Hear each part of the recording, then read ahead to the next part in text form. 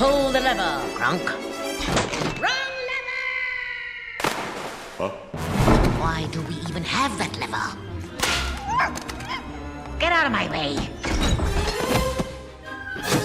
Please remain seated and keep your arms and legs in at all times. Faster, faster! Yzma, put your hands in the air!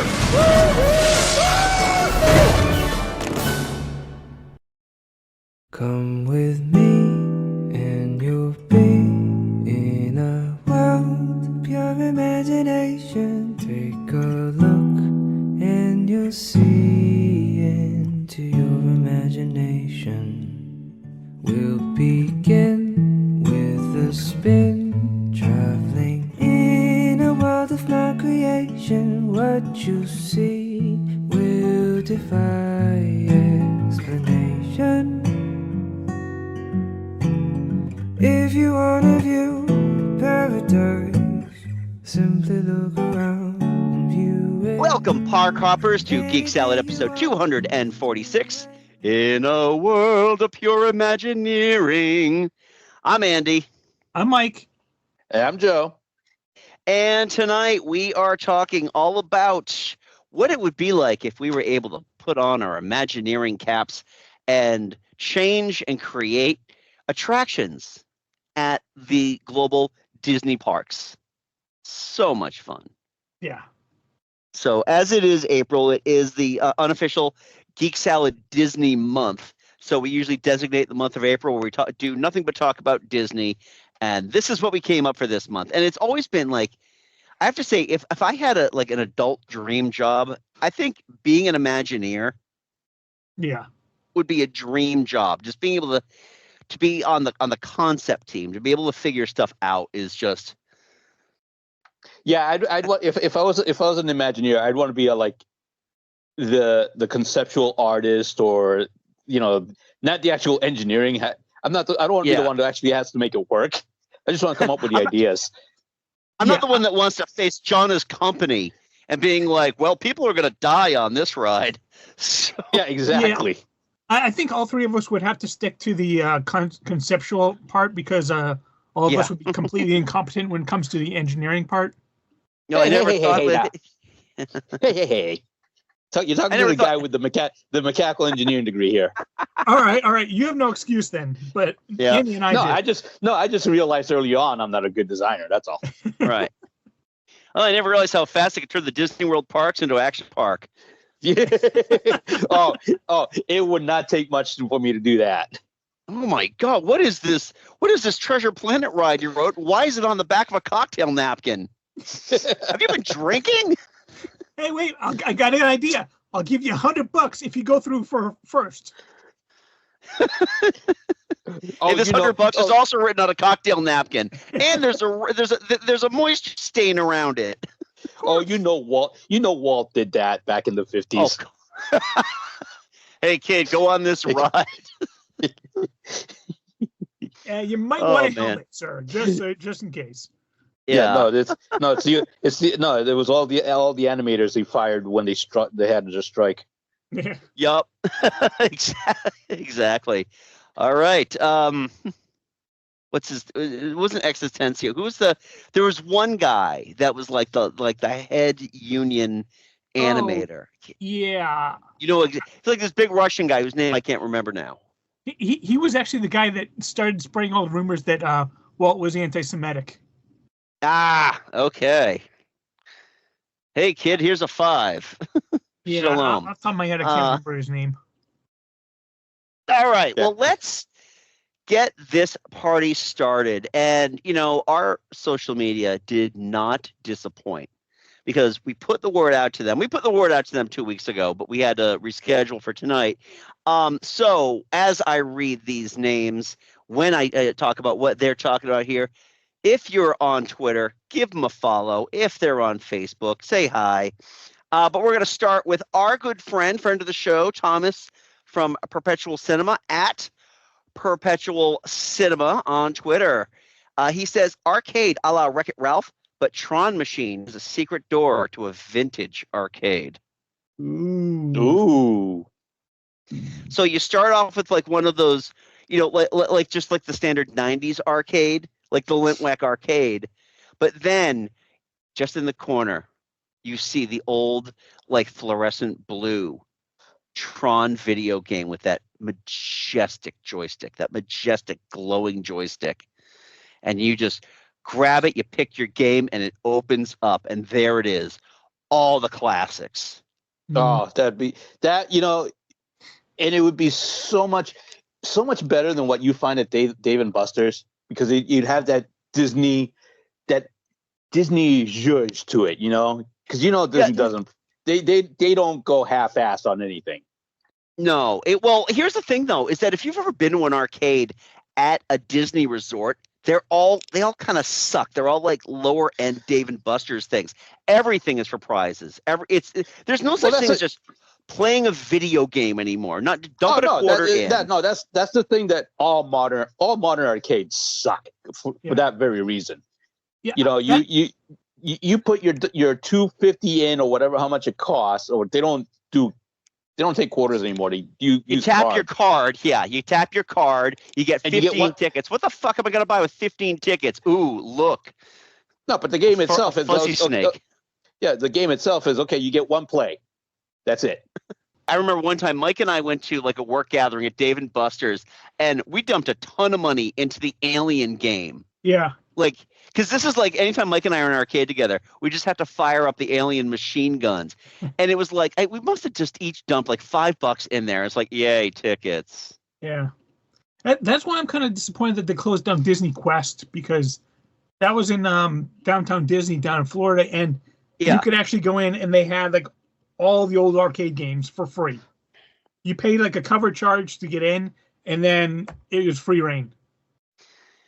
Kids, if you have a arcade like that in your area, like we do in Massachusetts, we have free play, which we all went to for Mike C's bachelor party, because we're old. That's what we do now. We play video games, and at least 60% of the games actually worked. And they worked fine, except for that X-Men game. That X-Men game didn't work at all. I was pissed. Well, no, like you could, like 2 of the 6 characters were playable. Fantastic. Yeah. And trust me, there were plenty of other games that did not work. Dude, you could have just chiseled me off the Donkey Kong game, because that's just me. But that was Thomas's pick here. He also has a Back to the Future style Ant-Man ride. Now, I haven't been to Universal, so I don't know what the old Back to the Future game would be like, but I wouldn't actually mind doing something where you're kind of slip sliding through the quantum realm. Actually, I want to say like either Hong Kong or Shanghai Disneyland has something like that. Okay. I know one of them has an Ant-Man ride. I'm just not sure which one. Or something like that, but with the TVA as the theme. Ooh, and skipping through the multiverse and through the different time periods. Oh, that'd be. Oh man, and with the trackless ride system that they have now, that would work. Yeah, that would totally work. And just think of you could do it like Star Tours too, where you film various scenes with various actors within the MCU, and you never know who you're going to run into. Right, exactly. That'd be pretty cool. Yeah, every ride will be random. It'll be a randomized, just like Star Tours. Set. Just like just Star be Tours. a randomized set of events. Yeah, and each time they come out with a new movie, you get a new actor that can pop in every now and then. Exactly. That would be so awesome. Oh man, Thomas, that's awesome. All right, Thomas also brings up an Emperor's New Groove water park area at a hotel. Might I recommend Coronado Springs, because that place needs some style. I would agree with that. I know. Yeah, I know. I like the overall look of it. I've got a girl in my cast is going there for a wedding later this year. They've never been, so they're looking forward to it, and it does look cool. But I feel like it needs like a touch of IP, and I feel like The Emperor's New Groove really in the parks, especially for like that scale of Disney fan, is a license to print money. Because if you want to talk about the quintessential cult Disney movie that Disney nerds love, it is The Emperor's New Groove. Easily. Yeah, John and I actually did stay at Coronado Springs one time. And it is a huge resort. It's a conference area. That's where business is. So if you've got a business group that's going there and they're having like a week at Disney or a couple days at Disney, that's where they put you up. They put you up in Coronado. Yeah, but really, there really wasn't anything beyond the main building. Yeah, so that's I definitely think it needs a bit of spice in terms of just IP, and it would just be perfect. I understand that it's not the same thing, but it's not the same country because this is the Coronado. Well, then again, the Coronado would just be kind of offensive to any of the Mayans that. No, I think Coronado Springs is actually based on a like New York racetrack. No, that's Saratoga. Oh, sorry. So that's the one that John and I see that then. Oh, okay, yeah, I stay at Saratoga. Yeah, no, Coronado Springs is definitely named after the guy whose Golden Cross belongs in a museum in okay. in the Last Crusade. Then why don't they give that kind of an Indiana Jones feel to it then? They could do that too, but they're not going to. I don't know why. All right, and then Thomas concludes with an interactive. Yep. Go ahead, Joe. Sorry. Doesn't Universal still have the rights to the Indiana Jones rides? Nope. Nope. Never did. Really? So because I went to Hollywood Studios. Because I went to Hollywood Studios 20 years ago, 1998. So however long it was. Yeah. And when I went to Universal Studios, there was the Indiana Jones ride. Hollywood Studios. Disney Hollywood. Yes. No, but Universal. It wasn't at Universal. It was not at Universal. No, the Indiana Jones Stunt Spectacular. I'll fucking pull up the Wikipedia for this, man. No, in California, Universal Studios in California. The Indiana Jones ride is at Disneyland. Universal has like the Waterworld stunt show. Yeah, they used to have a Miami Vice stunt show. They used to have a Conan the Barbarian stunt show. They've always had a revolving stunt show, but never Indiana. It's mainly because of the licensing agreement that Lucasfilm has with Disney that came out with Star Tours. Yeah, and that was 1980.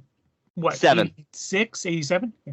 86, 87. Because we went to Disney in 87. We went to Disneyland in 87, and that was like the first year of Star Tours. And I got to ride it. My poor sainted mother had to wait in line for 3 hours. My sister and I went to go do whatever the fuck it in the happiest place on earth, leaving my mom out in the sun with a book. Anyway. Yep. Sorry, go ahead. Then in the 90s, they opened up the Indiana Jones and Temple of Forbidden Eye in Disneyland, and they opened up the Indiana Jones Stunt Spectacular show in Florida. Right. And now they might be turning Dinosaur into the Indiana Jones ride because they're the same ride track. Yeah. They were essentially the same ride. It's just that they want for Animal Kingdom, they wanted the dinosaur thing because it's right outside Dinoland USA, which I will not miss. I will not miss Dinoland USA. It's not going to be Dinoland USA much longer either. Nope. I can't say I'm going to shed a single tear over the loss of Dinoland USA. I don't think anyone would. Nope. Well, there's going to be somebody. There's going to be some purist who's like a Joe Rohde apologist who's going to totally apologize about that. They're going to get all upset, and then God forbid you have a Zootopia animal character that's coded black or gay, and then all of a sudden they're going to lose their minds. I don't think even Joe Rohde would apologize for losing Dinoland because it was just they grabbed off the shelf carnival rides and carnival games for it and just said, we don't have any money, so let's throw these in there.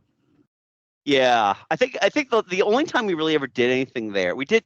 So when we took Scarlett in 2016 for her birthday, we took her there, and she like saw all the game areas where you can like it's like a carnival. You throw to win and all that. She's like, oh, I want to play the games. I want to win some prizes. And I think I might have like staved her off from a serious gambling addiction, because I was like, nope, come on back. We're gonna do the rides. We're not here to play. We're not here to spend money to win cheap stuff. You're gonna be here. If you want a souvenir, we'll buy a good souvenir. Yeah. And she was like, okay. And now she's like vehemently anti-vice on everything. So I guess I won. But anyway, let's get back to Thomas's list here. So he's got one more, the interactive how to be a Muppeteer area. How cool would that be to be able to walk into a room somewhere and then they kind of show you the basics of like what it's like to be a Muppeteer. Maybe you take some of the cast members who would work this thing and they spend a little time with some of like the secondary Muppeteers to show them how to do it. So they can then instruct you, you've got your thing. Here's your Muppet. Here, we're going to strap the microphone to your head. We're going to have you interact with some stuff. Here are the sticks, or we're going to, if you have a family, they want to work the hands, and we'll record that. And you want to buy the recording, or if you have it as part of your photo pass, you can do that. I think that would be awesome. That would be and it awesome. has to be in Hollywood. Yeah, and the only problem is that Disney is kind of like basically shoving the Muppets onto the back burner. That kills me. Yeah. That absolutely kills me. But I don't know how true these rumors are that Aerosmith's Rock and Roller Coaster might get turned into Electric Mayhem. I heard that, yeah. And if that happens, what I want to see is not so much just like, I want to see multiple bands that are Muppet friendly just kind of show up in the ride. Like, Dave Grohl just shows up at some point. And, Dave Grohl, some of these. Yeah. Dave Grohl also did that drum duel with Animal on the ABC sitcom The Muppets.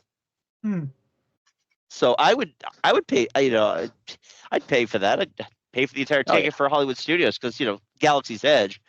But so anyway, let's move on here. We've got Malik from Movies for Real at Movie for number 4 Real REEL Pod. And he writes, I would love an Atlantis ride. Just think it would be fit so well in the park to have one big submarine.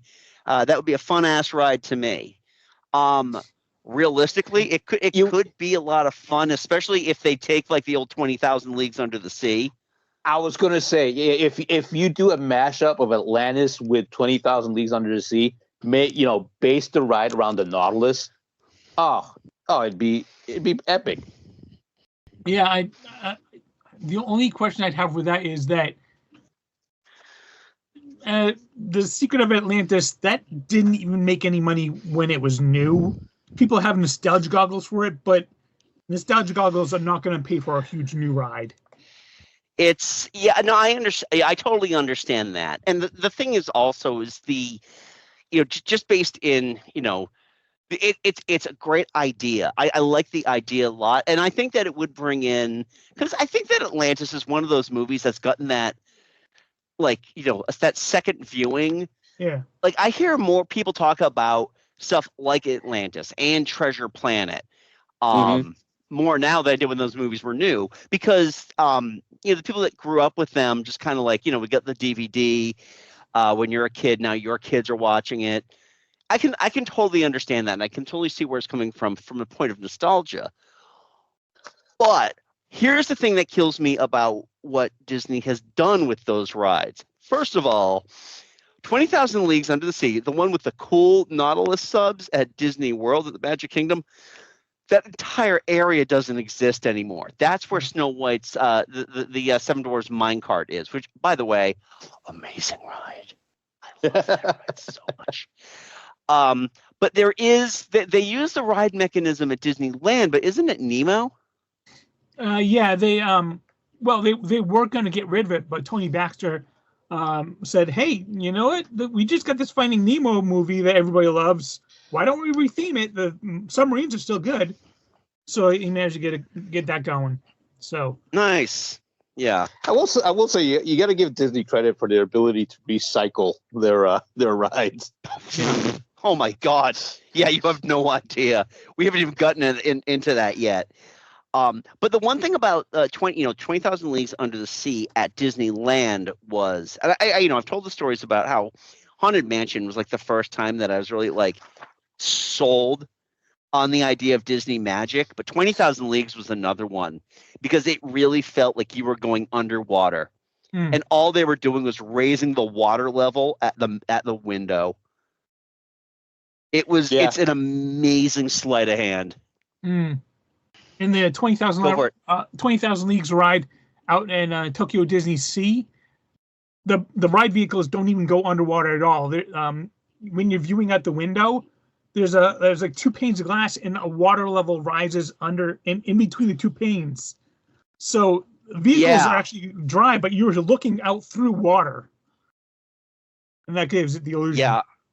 I saw that, and that like makes me angry that I don't have the money to go to Tokyo just to go to Disney Sea. Seriously, what a fucking injustice. All right, so I got one more here from Twitter, and that is Metalcore Nerds at Metalcore Nerds, and they write, I think they completely dropped the ball, but not building a Wakanda expansion in Animal Kingdom. Oh, not saying it can't happen at some point. Especially under the tree. Oof. Yeah, that's in the general tree area might be tough, but that's true, yeah. Mike, where Dino Land USA is, that is a whole ass corner of the park that is just it. Are they doing Zootopia out there, or is that going to be? Do you know what they're putting in there? I've heard Zootopia is going in there, but I don't know. I've heard that confirmed. The only problem I can see with putting Wakanda in there would be logistical, because there already is an Africa section to that park. Yeah, and I want to say it's on the other side of the park from Dinoland USA, so you can't really go to Africa and then go around the other park and be back in Africa. Right, especially fictional Africa too, because that's the thing with Animal Kingdom is that like first of all, I don't know, Joe, if you've ever been to Animal Kingdom or not, but the immersion it's amazing, because you just simply don't notice that you're passing from country to country to country. You can't see, it's like, oh, it's just in Africa. Now I'm in India. It's really cool. Logistically, I mean, I think it's a great idea because they have the rights to Black Panther in Florida. It's not. I don't think he's being used. I don't think he was part of the group of A-listers that Universal Studio has exclusive rights to this side of the Mississippi. But yeah, combining a fake African nation with real Africa, it could work in Epcot though. Oh, actually, you know what? What? I've actually got the my Google Maps up right now, and I'm looking at Animal Kingdom. I want to say that Rafiki's nature preserved area have the Rafiki's Planet Watch. That's like right next. That's right in the Africa section. You have to take a train there. It probably wouldn't be too hard to kind of retrofit that train, make it so it looks like it's a Wakandan train that is taking you there, and then just get rid of Rafiki's Planet Watch and make it into a Wakanda area. I totally forgot that Rafiki's Planet Watch was even there. Most people do. That's why I think that nobody would mind if it went away. Especially there are so many bagged cereal style rides, attractions at Animal Kingdom that you just forget are there. Yeah. Seriously. It's like you're wandering around aimlessly because it's your fifth time there. You're like, oh, wait, is this new? No, we were here when the park opened. Get out of town. No, you weren't. Yeah, it's like butted right up behind Kilimanjaro Safari, but there's like a huge, well, I mean, it's kind of limited what you can do there because they do have all the areas for where they keep the animals from Kilimanjaro. Like all the animal pens are kind of what the train goes past. Yeah. But actually, all right, so it is doable to do. Yeah, when you actually get to the Planet Watch area, it's just kind of surrounded by parking lots and forests and offices. Yeah. So it would totally be doable. And it would be far enough away from the Animal Kingdom international gates. Yeah. To work. There we go. Guys, call us. You know where to find us. All right, so we'll cheap too. We do. Oh my God, it's almost like we just want lifetime admission and free airfare. That's all I want. I just want to go. Just put me up in a hotel, and I'll be happy. Yeah.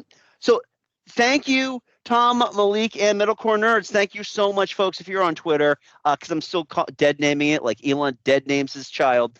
I will, please give them a follow. Now on to Facebook. And we actually had quite a bit. Let me just check a look real quick to see if we got anything and the actual Geek Salad podcast on Facebook before I continue. Because it's around here somewhere. Because I don't know why they make this so hard to get into like the group posts. I got nothing there. It's all the one share. That was me. So I'm gonna go back now. It's me. It's a me. All right. So we got a few here. I don't know, Mike, if you got anything, or Joe, if you got anything, but I got some stuff here. I don't think I do now. Nope. Okay, because Jonna responded to me here. Yeah. All right. So Jonna brings up they could bring back a variation of the beloved and long gone adventure through inner space by putting it Disney's California Adventure in the Adventures campus and making it Ant-Man Wasp themed. Return to the Quantum Realm. Very similar to Thomas's idea, and I like it. Yeah, that would be really cool. Yeah. Of course, some MCU haters are just going to bitch and moan that the quantum realm isn't like the real quantum realm, and they didn't shoot on location. But yeah. We live in the stupidest timeline. But yeah, yes, I like that a lot, and I think it's a great idea too because of the adventure through inner space. Just the making it feel like you're shrinking, kind of like Body Wars. Remember Body Wars, Mike? Or you never went on Body Wars in no, Epcot, I never did. Right? No. Back in old Epcot Center. Yeah. Back when Epcot had periods in between each of the letters. That's a really good idea, Jonna. All right, so I've got. Yep. And I will say that Avengers Campus could use another ride because right now it's got the Spider-Man ride, which is fun. Don't get me wrong, and it does connect with the Guardians of the Galaxy Mission Breakout, but yeah. They've been talking about doing a big Avengers ride forever, and they keep every time they come up with an idea, it just sputters and fails. So Mike, we've been hearing for 3 else. years that we're going to get a Shang-Chi sequel, so Yeah. All right, Craig Cormier brings up the long-rumored Monsters Inc. door coaster. Why is that not a thing already? Mainly because most of the Monsters Inc. themed attractions that they have at any of the parks suck. Well, they've got the Monsters Inc. Dark Ride out in California Adventure, and I can't say anything bad about it because it's one of Jonna's favorites. Okay, I'm sorry, Jonna. I'm sorry. You know what? It's a fun little dark ride that just kind of recreates the events of the first movie. Right. It also has the distinction of being the Hollywood taxi ride, though. Yeah, they basically they had to do something, and they realized that anything was better than Hollywood Superstar Limo. Eisner, who had been in the entertainment industry for decades, adored the inside jokes and Hollywood gags. He loved them so much that he greenlit the new, terrible version of the attraction. Imagineering, most likely baffled at what they now had to do, did their best to make the attraction work. This included scrapping the Chinese theater gift shop, and adding the theater as a show scene in the ride in order to fill time. After budgets were slashed even more, the theme-building exterior was scrapped in favor of a cartoonish cutout look. This art style was also used within the ride itself. The only three-dimensional animated figures would be that of celebrities, but due to the lack of budget, these would have to be celebrities whose likenesses were cheap or stars that the Walt Disney Company already had contracts with. Also, these were not animatronics, but barely animated figures with minimal, unconvincing movement. Oh god, yeah, Superstar Limo. Yeah, so they just took apart the animatronics reskinned them as Monsters Inc. characters, and it's a better thing than it was. So, yeah, okay, yeah, I'll give it that. Joe, if you need to find out more about Superstar Limo, go to Defunct Land. Oh my god! And listen to the Defunct Land. It is amazing how tone deaf this ride is. Yeah, and how just half-assed this ride was. And this was like, it wasn't even an opening day at California Adventure. It was still during the time when it was still like a Simpsons punchline before they actually became a really good park. Yeah. Basically, Michael Eisner just wanted something in there, and he heard all the bad ideas and like, hey, those sound great. Yep, exactly. Don't tell me I'm wrong. I'm never wrong. And then at the Magic Kingdom, we have the laugh floor, which is okay.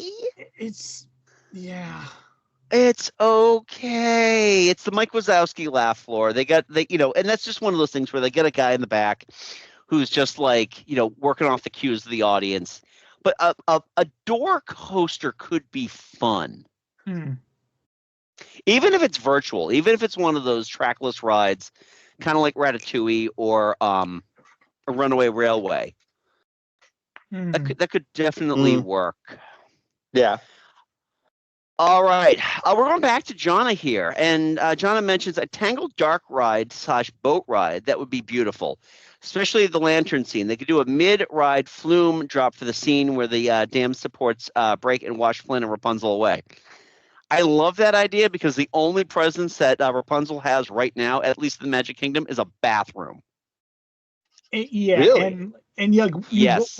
When you're walking from the Haunted Mansion into Fantasyland, if you look to your left, you can see her tower, and that's it.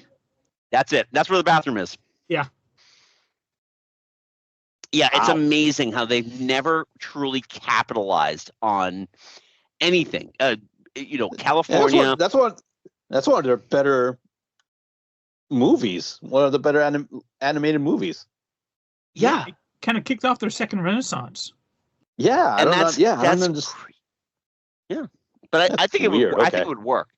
I think it will work because right now there's only one Frozen ride, right? I'm not discounting anything, am I, Mike? It's just Frozen Ever After, right? There's nothing in any of the parks.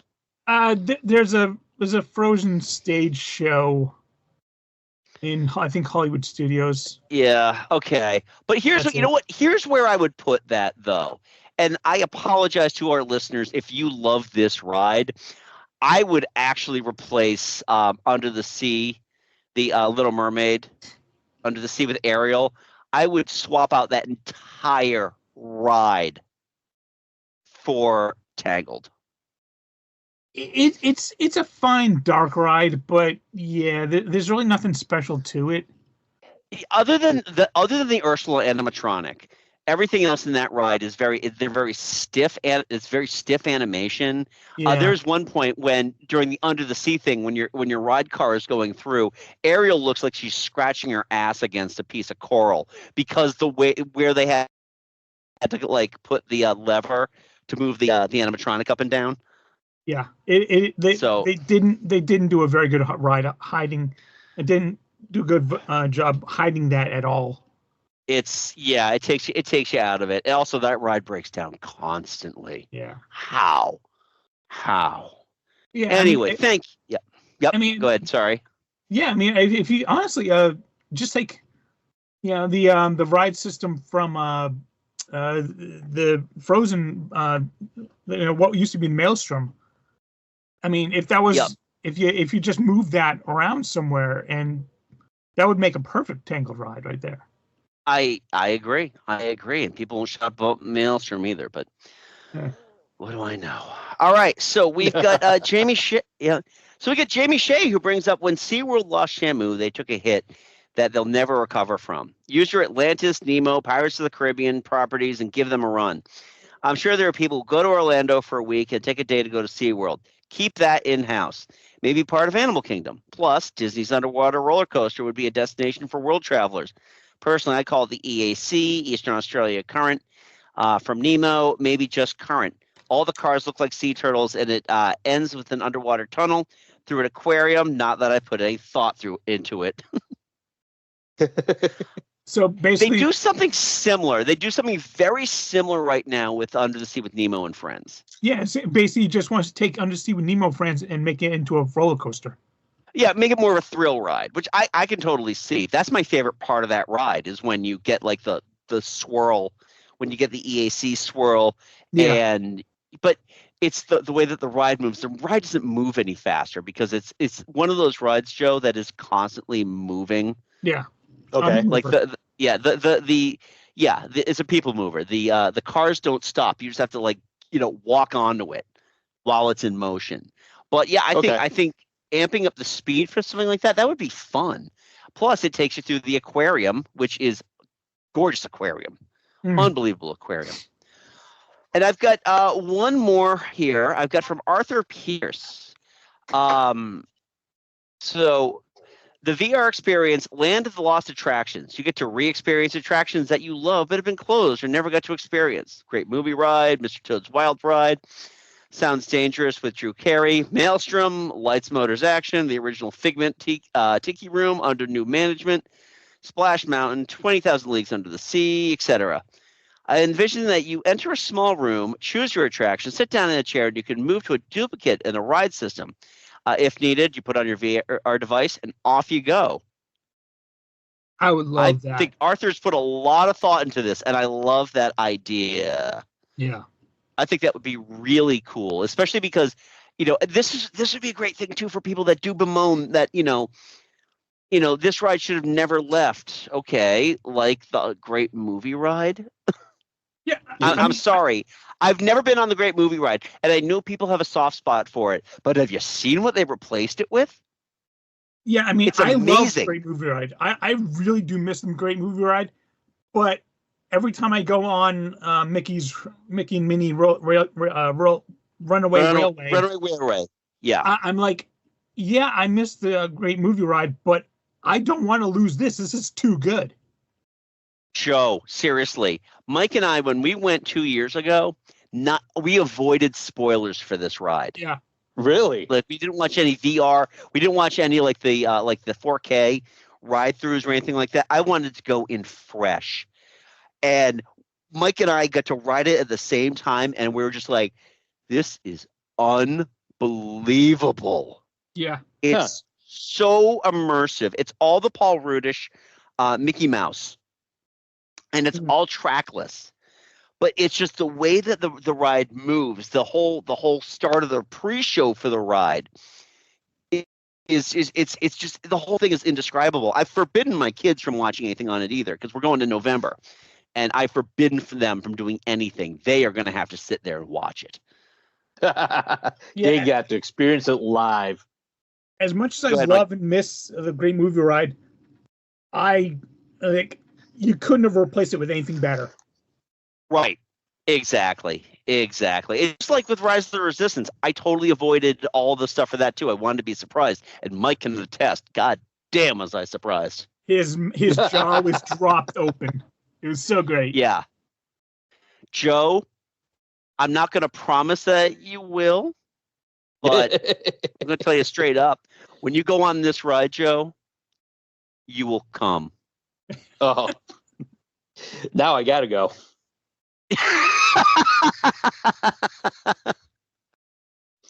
God, I gotta get back to Disney. It's been so long since I've been to Disney. I gotta get back. I know, and your kids would love it. Yeah. Oh yeah, definitely. And every park has booze now. Woohoo! Daddy'd be happy. Daddy'd be happy. Mama will be happy. You guys will be great. All right. So Arthur continues with also, can there be one place in all of Walt Disney World with a bookstore?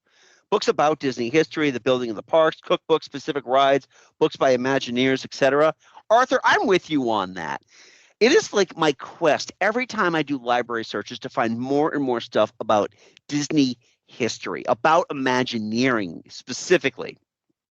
So I am all aboard on that bookstore. Oh, that just makes me miss the writer's stuff from Disney's Hollywood Studios. A bookstore, but modeled either after either Belle's library or the Beast library. I would do it after Beast Library because the one in the small provincial town is meager because the only person reading in that village of illiterates is Belle. The only problem I would have with that would be John would go there and I wouldn't get people to get her out. Yeah. You have to grab a spray bottle. Get out. We got to go. No, put the book down. Put the book down. So there was another one that friend of the show, Dave McLean, mentioned. I couldn't find it specifically, Dave. I couldn't find your message specifically, but I did want to relay that Dave thinks that because now Disney has the rights to broadcast Doctor Who, perhaps a ride either at California Adventure or at Hollywood Studios that is a TARDIS ride, a TARDIS attraction where it is obviously bigger on the inside than it is on the outside. And with Disney Magic, you could actually pull that off. How would you pull it off, though? Well, all right. So let me tell you a little story about Rise of the Resistance. I'm not going to give away too much about the ride, but I will tell you that they move you to one staging area, and then when you get off, you're in a completely different staging area. Yeah, despite the fact that you enter and leave through the same door. Okay. Huh. It is entirely possible to do. It's mainly it's a leveled system. It's an elevator. Yeah. So it drops you down. So the actual attraction, like the actual TARDIS, would be underneath the pre-show area. So that's how they make it bigger, but you won't notice.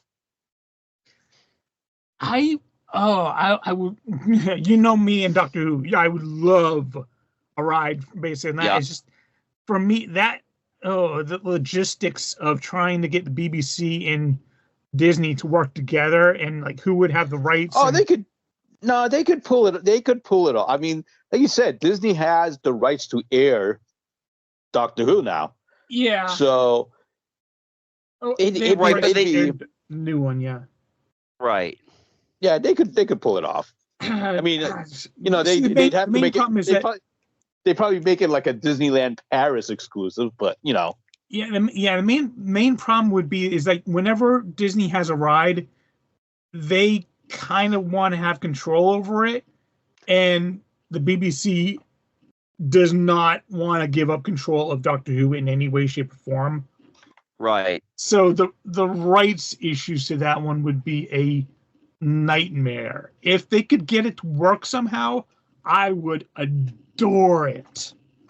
I don't know. I think I could see it. I could see it working. I mean, you gotta remember before Disney bought Lucasfilms, everybody knows how famously Lucas is about controlling his IP. Yeah. They were able to work with it. If Disney was able to work with Lucas before he bought Lucasfilm, they can work with BBC. Yeah.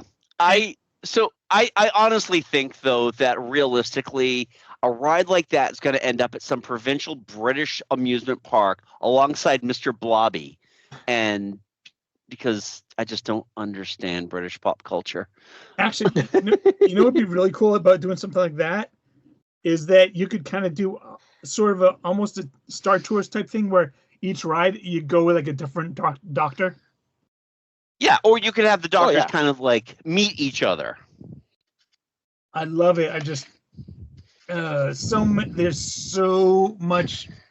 The logistics are difficult. That you'd have to work out in that one. Right, but in our imaginations, wouldn't it be fantastic? It would be glorious. Yeah. Well, I want to thank everybody for submitting their thoughts to us. That carries the episode, really. Your feedback carries this show, especially when Joe is essentially going to be our neutral arbiter for this whole thing and give his yays or nays or, oh, I want to do that, until we can get Joe into a park. Yeah. So anyway, let's start with our picks here. So I know that like Mike, you and I kind of did ads and we did changes because there's certain things. So if you don't mind, because I know you've got quite a few. I think you only got one change on your list here. Yeah. But I'm going to kick off with what I would change about an existing ride before we get into what we would add to the parks. All right. And I am going to bring up that I would totally change. I've been on my soapbox about this for like 5 years now. I would change the Tomorrowland Speedway in Magic Kingdom, and I would convert it, first of all, to electric cars, because that diesel stink in Tomorrowland is awful. Yeah. Well, yep. That actually is going to be happening in the next year or two. Are they converting to electric? They're converting them all to electric. Thank Christ. And then what I would do is I would reskin it to Sugar Rush Races. Yeah. From Wreck-It Ralph. Can you handle the rush? All new for 1997. Sugar Rush Speedway. Choose your racer. Get cooking in Bake a Car mode. Banana split screen mode. Let them eat cake, but watch out for Jawbreakers, Cherry Bombs, Sweet Seekers, and the Sugar Crash. Sugar Rush Speedway. Play the sweet new game only at Litwax Arcade on Route 83, offering 4 free quarters on your birthday. Proof of birthday required. There is no reason why the Tomorrowland Speedway, which has been that's an opening day attraction, isn't it? I believe it is, yeah. In Tomorrowland with diesel cars. I would completely there's no reason why that exists anymore, other than it's the purists ride. So well, if Walt were alive when this ride was out, he would want to keep this one. Well, he's not alive. He wasn't alive when it was built. And we need to change it because it makes Tomorrowland smell. So I'm glad that they're moving to electric, but the Sugar Rush theme would be amazing. And if they could pipe that music in, just that, that happy J-pop that they use in Wreck-It Ralph, I feel like to just make the entire thing awesome. Make it fun, make it, more. I mean, you could also predetermine the track too. So when you start those cars up, they're programmed to never hit each other. But you could actually do the swerves. You can do all that fun stuff as well. As long, it's realistically all it is trackless. It's just a trackless ride. They're not really trackless because there actually is a metal rail that keeps the cars from veering off. You can't. Right. You can't have people driving go-karts. No. What I'm saying, but by trackless, what I mean is the trackless mechanisms that they're using on Ratatouille, Runaway Railway, Rise of the Resistance, that type of trackless system, where it's essentially you program a ride path. And essentially, it's a relay of magnets that bring the that bring the ride mechanism. But you could do things like you could do the spins, you could do the swerving to beat people and all that, and you got the music. And because if they're electric cars, they're going to have a little extra oomph to them anyway in terms of the tech that you can put into them. So you'd be taking the control completely out of the hands of the driver. Yeah. All right. You can't really do it anyway. Yeah. But you can't really take complete control out of the driver's hands though. Because you want to make them feel like they have because right now some control. Them pressing on the gas pedal is what does move the car forward. It's not controlled at all. I haven't ridden the ride in 30 years, so I couldn't tell you. All right, I see what you're saying. But yeah, if you base the theme off of the Wreck-It Ralph, and then have power ups along the track. Ooh, I didn't even think of that, but that's a great idea. That'd be interesting. So yeah.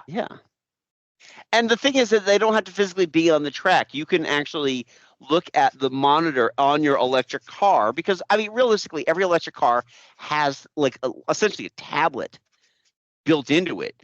Or if we're just kind of like blue skying the ideas here, like give each car its own like little windshield, but have it be like almost Google Glass.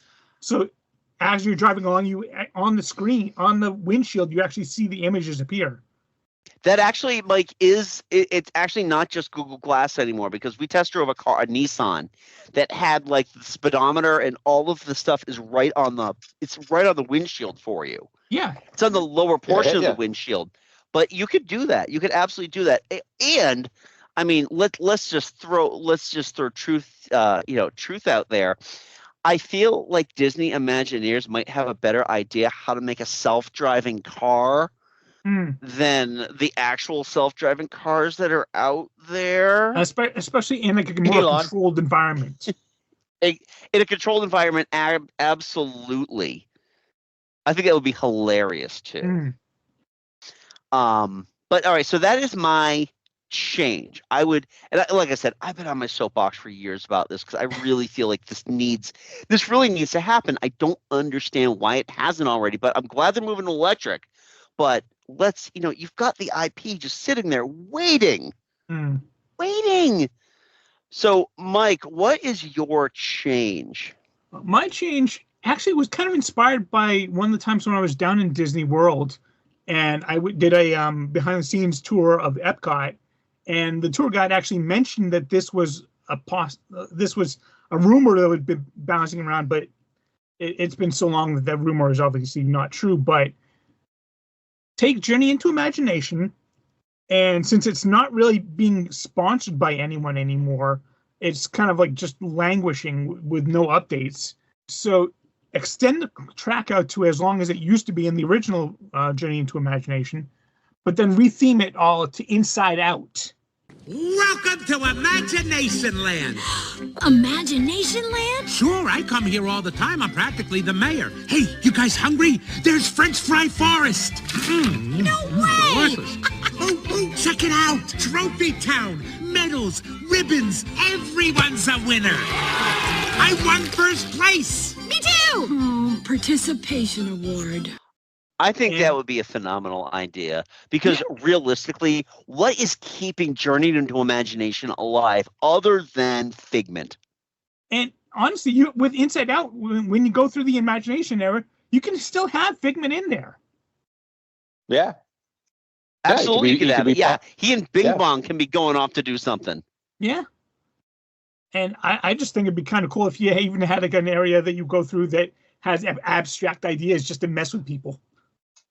I think that would be perfect because, I mean, I really kind of feel like the only reason why this version of Journey into Imagination exists is for people to bitch about how it used to be so much better in the 80s.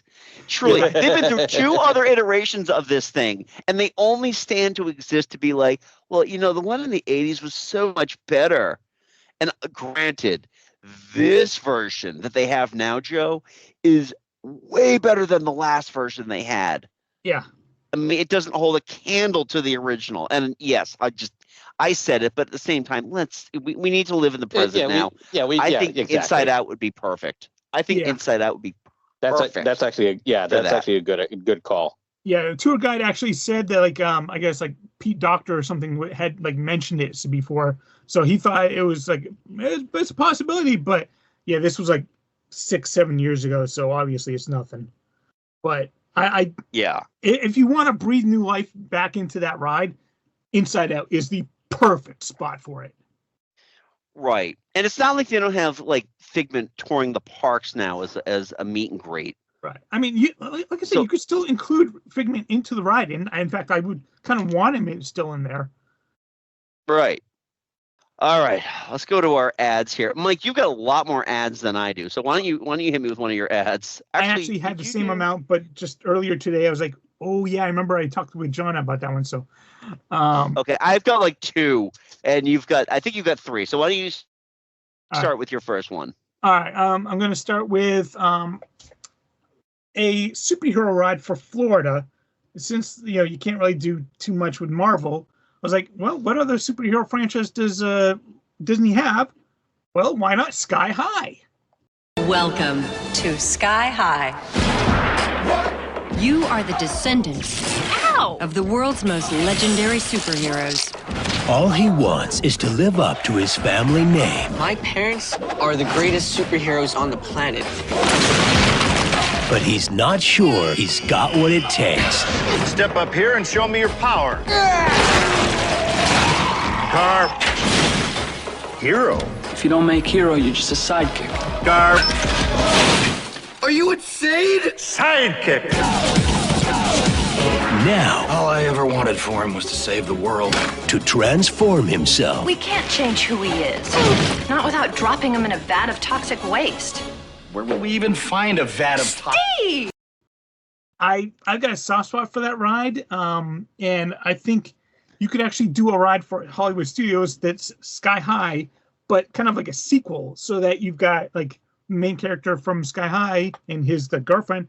It could be all grown up and married, and you could be accompanying their children or whatever going through Sky High, and you could have villains show up, and if you have it be a trackless ride, you could have the villain punch your car, it goes like spinning off, and yeah, you could actually make it a little bit more interactive.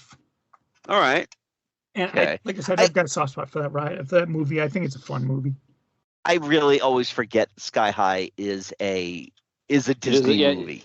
Yeah, it is a Disney property, so. Yeah. It's a Disney property that came out right before the MCU. And it stars like the main villain was oh dang it. She played Ramona Flowers in Scott Pilgrim. Oh, Elizabeth yeah, Winstead? Mary Elizabeth Winstead, yeah. Yeah, she played the villain in that one. Daniel Panabaker from The Flash. She was the love interest of the hero. The hero's father was played by Kurt Russell. You could even have him show up in an image. I don't know. He's looking old. Well, yeah. That's the point.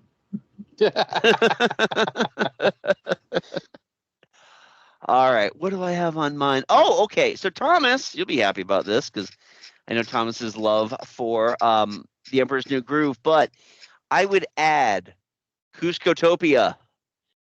So tell me, where do you find you get the most sun? Oh, I'd say just on the other side of those trees. When the sun hits that ridge just right, these hills sing. Well, that settles it. Really? Yep, problem solved. Thanks for coming. That's it? That's all you wanted me for? I just needed an insider's opinion before I okayed this spot for my pool. Your pool? Booyah! Welcome to Cuscotopia, my ultimate summer getaway, complete with water slide.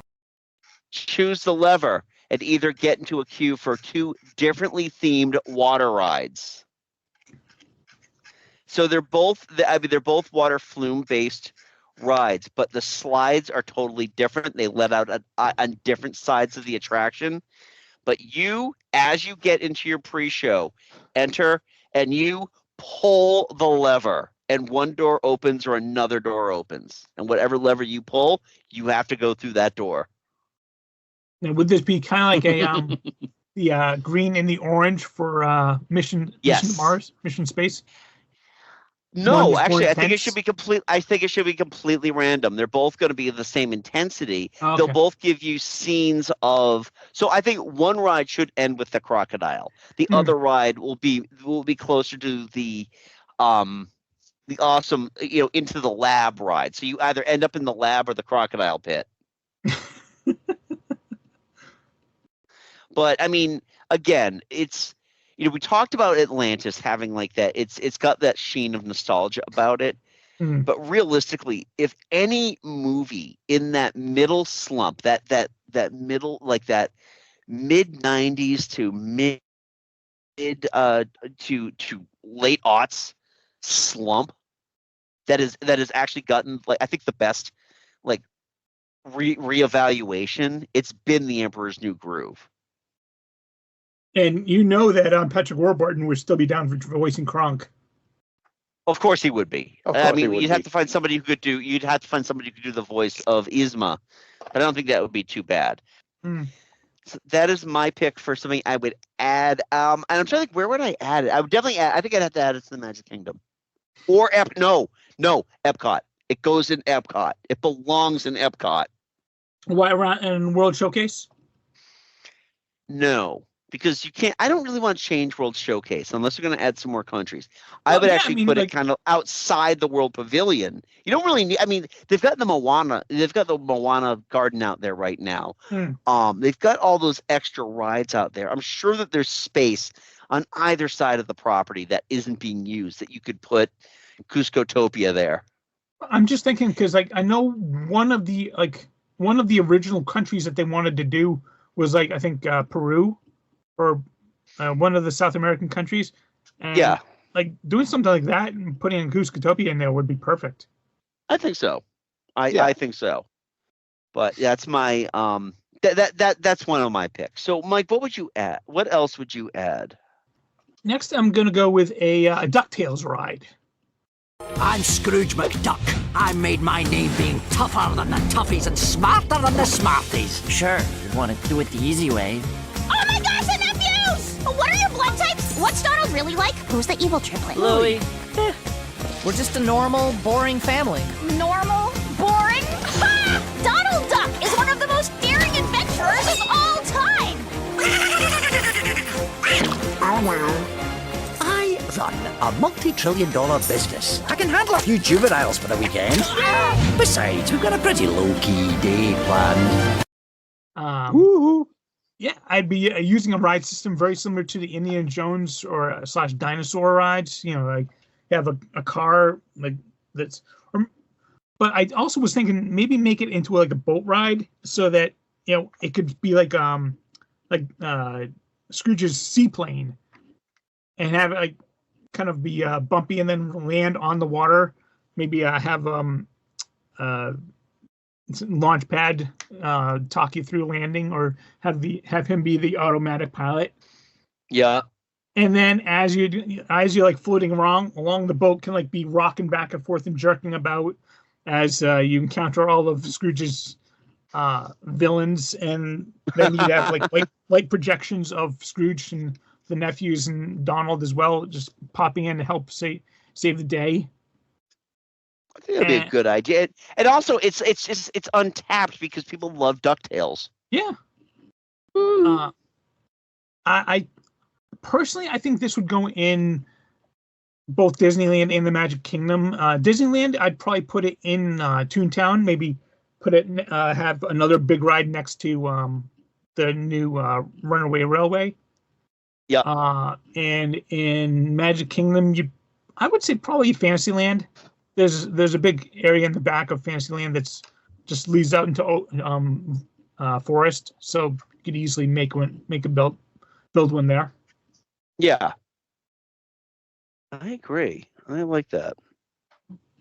You can have a water drop and have it be like a launch pad saying, "Oh, going down. You need to kick the engine over," and then as you land, it feels like it's taken off again. Nice.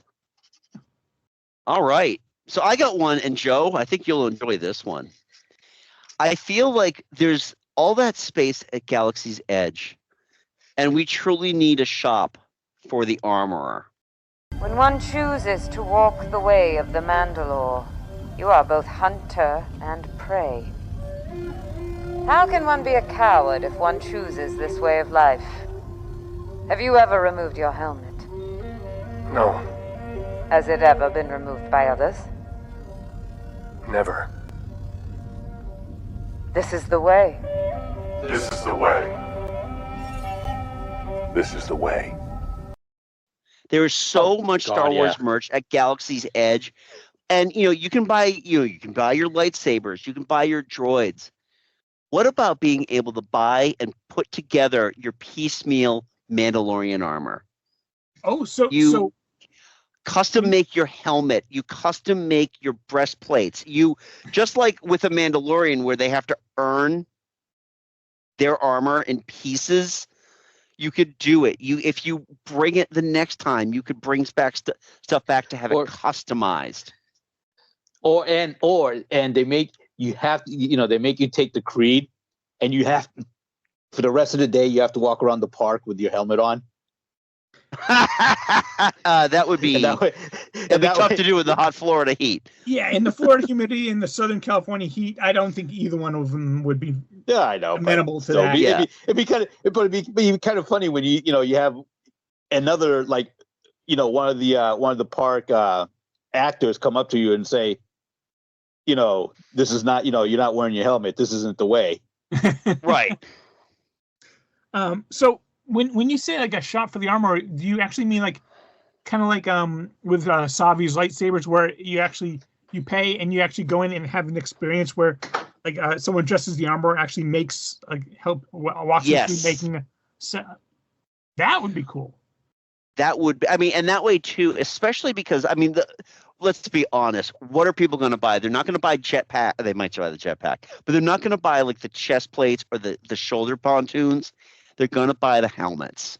Exactly. And can you imagine the cash cow that you would have as just as a souvenir to have that Mandalorian helmet that is custom made specifically to how you want it?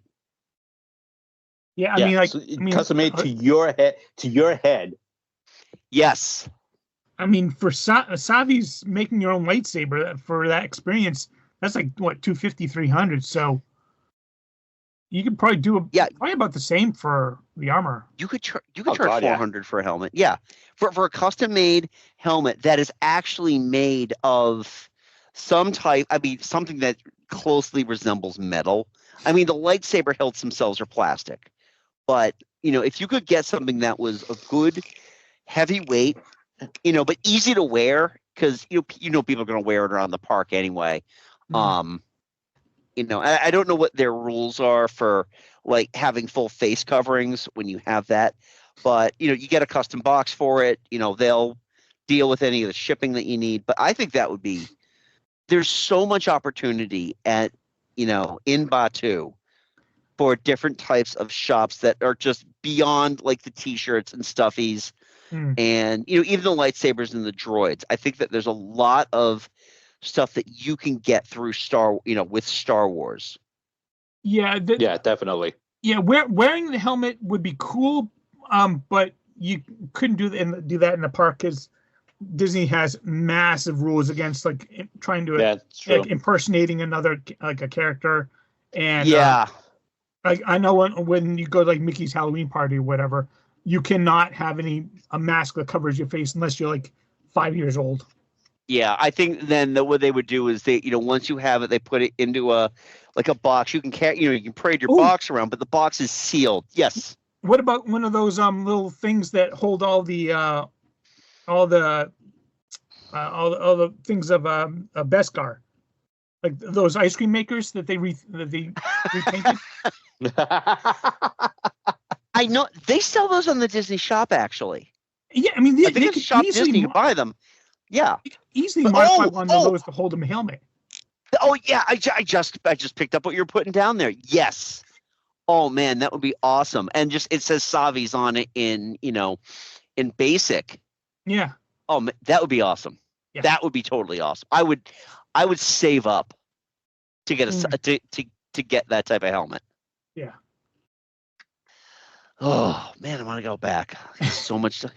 Well, you will. Almost there. Almost. I will be there very soon. Yes.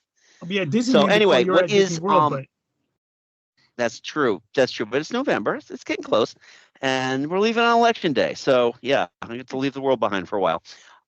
Mike, okay, you got one more, right? Yes, I have one more. All right. Awesome. This isn't really based on a actually entertainment property, but I'm a massive fan of Haunted Mansion and Haunted Mansion lore, and I love a lot of the artwork and concepts that they were coming up with before they actually got to the Haunted Mansion. And one that they came up with and then discarded was having it be a haunted boat ride that takes you like through the swamps of Louisiana and like through a haunted mansion that's partially submerged, having ghosts like come rise up out of the water. Imagineers turned to a ride system they already knew was reliable: boats. And as crazy as it sounds, the idea did make sense. By using that same system from Pirates, it would not only allow for higher capacity, but also give the mansion a new theme, with scenes now set in the flooded remains of an abandoned house, half submerged right in the middle of this creepy looking bog. Something that fit quite nicely with the broader Louisiana theme of the New Orleans Square, kind of representing the inverse of all the classy shops and restaurants in that area, by having this dark ghostly presence in the surrounding swamps. But this concept was quickly abandoned with the creation of the Omnimover ride system. You know what? Put that in Disney's California Adventure, because they don't really have any boat rides out there.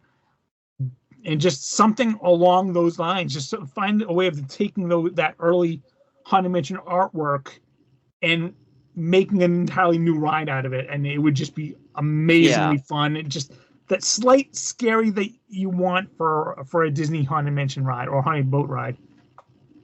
I think that would be cool, and I'm amazed they haven't capitalized on more haunted stuff in that area. Only because, I mean, there's a goddamn gift shop that is specific to Haunted Mansion, because that's what you want to wear in the Florida sun is black goth gear. Oh God, no thanks. Yep, here's your umbrella to stroll along with too to keep the sun off of your pale skin. Yeah, I just like for California Adventure, there's like a lot of fun rides, but this is like something in that kind of like that mid range that's between the little kids and like more thrill rides. There's really not much in that mid range. I just love something there. I agree. Oh man, well, hey Disney, you know where to find us, so give us a call because we are ready to do business with you. Yeah. And again, we work cheap. All I want. Like I said, exactly. We work cheap. You can have all ideas. Just give us unlimited passes. Yep, lifetime passes for us and our family. Put us up at a hotel and pay our airfare whenever we need it. That's all I ask for. That's not a lot, really. Because I work a real job. I still can only take vacations when I can. Yeah, trust us. They will still get our money when we get into the parks. Right. Oh yeah. Oh God. Yeah. Yeah. Seriously. Don't think I'm not going to buy souvenirs. It's my lifeblood. So anyway, I want to thank everybody for your input on this. I love when the Disney fans come out for these because they're a lot of fun. I know Craig and Arthur, Jonna, all huge Disney fans. So I'm really happy that because they love the parks as much as we do. So I'm really happy that they came out to help us out with this one. And Joe, thanks for your input. I know this was a tough one for you, but you that's all right. You are our arbiter, and you did a great job. Thank you. Excellent. Thank you, Joe. Excellent. So anyway, our next episode, because we are going, this was our April episode, our May episode, we are going to kick off our Star Wars month. We are not. The chances are, folks, this episode will not hit on May the 4th like we used to do, only because we're busy. But our next episode will be our riff of Star Wars, Episode 7, The Force Awakens. So that'll be our fun sequel time. Watch sequel time. Suck it, losers. We love the sequels. That's right. So we're going to be talking about nothing but love and jokes with this one. So I am looking forward to that. So thank you again very much for listening. If you're new to the podcast, welcome. You can check us out wherever you get your podcasts, which is really just kind of down to whatever podcast apps are still around now. So, if you're listening to us on Apple Podcasts, give us 5 stars, write a review. That's the only one that really matters. But there's also Spotify. There's Pocket Cast. There's Podcast Chaser.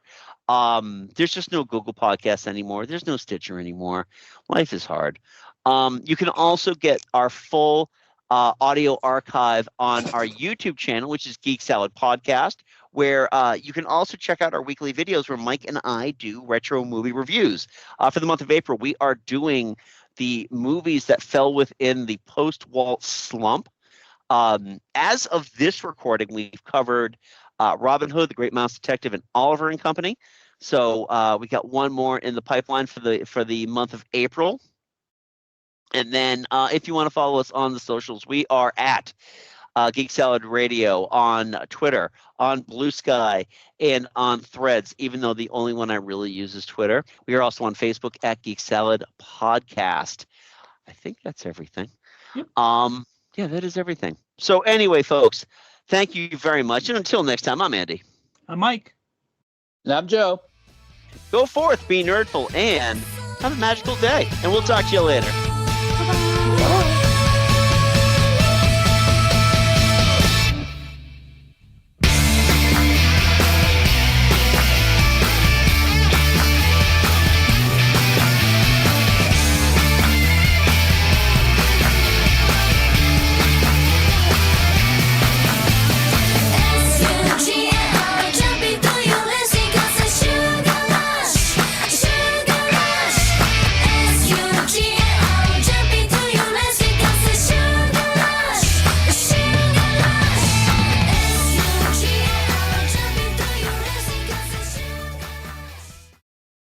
Welcome, Park Hoppers, to Geek Salad. I'm going to start that again. Plenty of stuff for the bumpers, right?